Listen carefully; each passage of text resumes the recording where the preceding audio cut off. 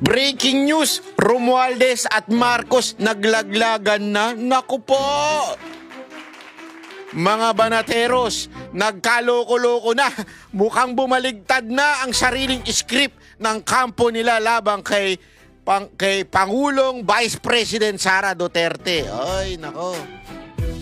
Dahil matapos niyang pasabugin ni Madriaga ang akusasyon tungkol sa umano'y term sharing, mismong Malacanang na ang tumanggi rito at sinabing walang personal na kaalaman si Marcos. Nako. Sa ganitong usapan, nako po, ay talagang tila lalong lumalabo ang kanilang akusasyon kay VP Sara Duterte. Kung ganito ang nangyayari, sino ngayon ang niloloko ni Madriaga? Ha? Walang iba kung hindi kayo, mga taong bayan. Pero ang tanong, sino ang nasa likod ni Madriaga? Yo! Dahil hindi pa man nagsisimula ang buong laban, sarili nilang kwentong unang bumibigay. Kaya sa episode nito, mga kababayan, pag-usapan natin kung bakit palpak ang script ni Madriaga at bakit hindi nagtutugma ang kanilang kampo, yung kanilang mismong kampo, sali-saliwa ang mga script, ika nga. At bakit mas lalong lumalabas na may malaking kalokohan sa likod ng mga paratang na ito. At sa bandang dulo, ikikwento ko sa inyo kung ano ang tila nangyayari sa likod ng impeachment at sa likod ng politika dahil meron nagsasabi tila mapapalitan na ang speaker dahil itong speaker daw di umano ngayon na si D ay hindi naman talaga siya ang tunay na speaker, puppet speaker lang daw siya.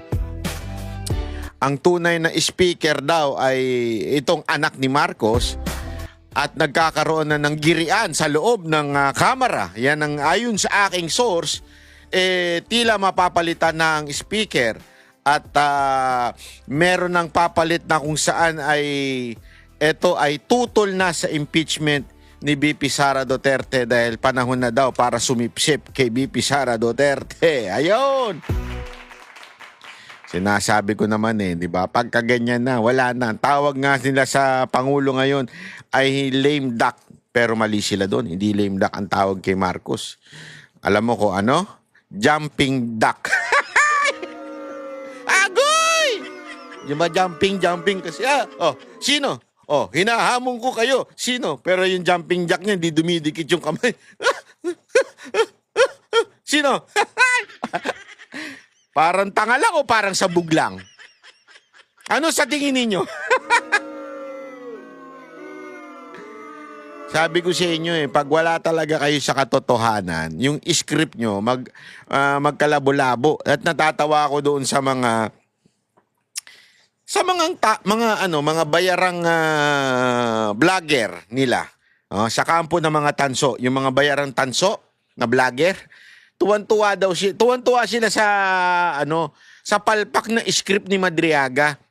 Kesyo wala daw si Pangulong Vice President Sara Duterte maibubuga, wala daw siya maisasagot.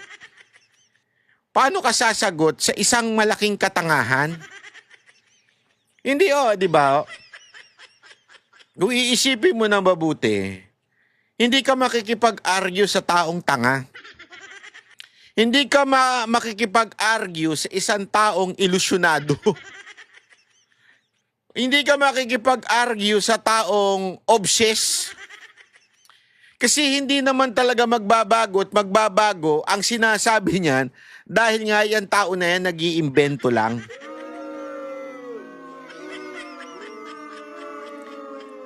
Sa makatuwid mga kababayan, itong si Madriaga, halatang halata yung obsession niya kay VP Sara Duterte. Di ba naalala ninyo, nabanggit ito nung abogado na si Paulo Panelo na may kursunada lang itong si Madriaga kay VP Sara Duterte. Dikit siya ng dikit. Tapos ang kanilang pinaka-ebidensya na malapit daw si Madriaga ay yung selfie yung tawag doon, yung pan sign na happy birthday, yun daw ay malapit na. Alam nyo, sa dami-dami na nagpapapicture kay VP Sara Duterte, naturalmente, maraming hindi diyan kilala niya ng personal. Ako nga, ilang beses na nating nakausap si VP Sara Duterte, but I will never claim na ganun kami ni VP Sara Duterte. I will never do that. Even if may mga nakikikwento na siya na hindi naman nakikikwento pampubliko, I will never do that. You know why? Hindi naman porket nag-usap kayo, close na kayo. To the point na padadaanin pa sa'yo yung pera. Eto sabi ko nga,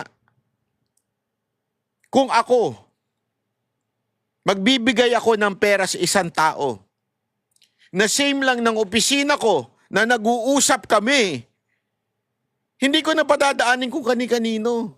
Bakit?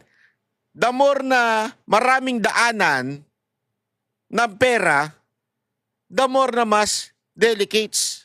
Mas delikado. Di ba? Mas delikado na kumalat. Kung yung opisina katabi ko lang naman, ba't di ko naiabot ng diretsyo? Tama, mali. Sabi nga doon meron pang point doon na sabi ni Ombudsman Martires na kesyo parang malapit daw siya sa mga Duterte. Ang sagot ni Ombudsman at inabutan daw siya ng pera ni Pangulong Duterte. Kung malapit pala ako kay Pangulong Duterte, bakit padadaanin pa sa'yo? Sino ka? Di ba? Kung malapit ako kay Pangulong Duterte, kung magbibigay man siya ng pera sa akin, patatawag lang ako niyan at aabot ko. At again when you say big money, ako, I will not entrust that to kung kani-kanino lang. Kung ganun kalaki yung pera, kahit ba sabihin natin itong empleyado kong to matagal na, hindi ko dyan padadaanin. Kung milyon-milyon na pinag-uusapan, idediretso ko. Bakit? Siguraduhin ko makarating sa kanya. Hindi biro ang mga binabanggit niyang presyo o pera. Diba? Kaya yung lohika ni Madriaga ay pangtanga lang.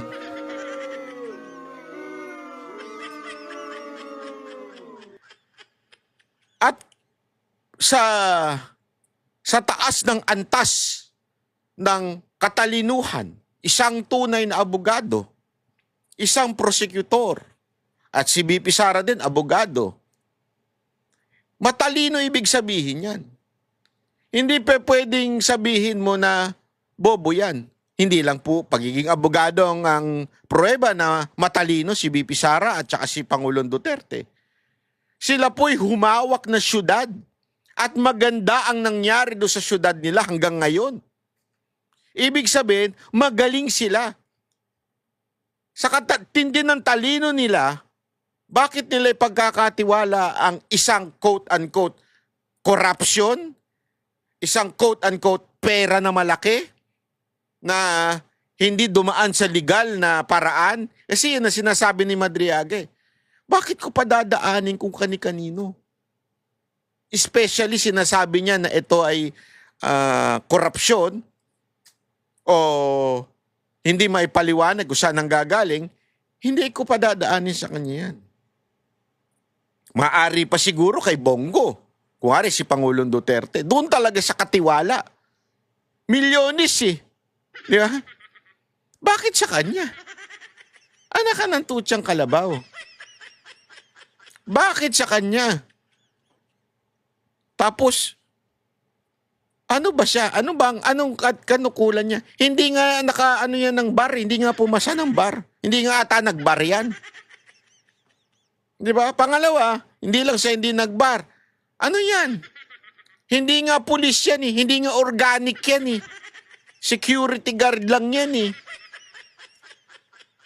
Para bagang hindi ko nilalanglang yun Pero iba kasi siyempre yung naandun ka, dumaan ka sa training talaga ng military o di kaya ng kapulisan. Hindi nga ho siya ganun Tapos sa'yo ko'y kakatiwala yung pera. Bobo ka?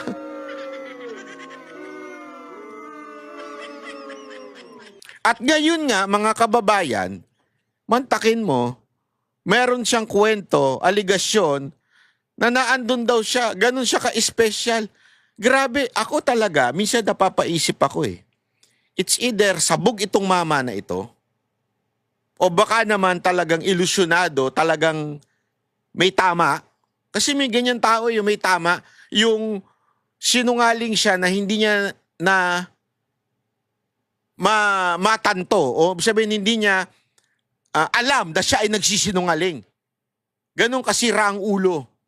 O di kaya talagang may matinding kapalit yung paninira niyang ginagawa niya kay BP Sara Duterte.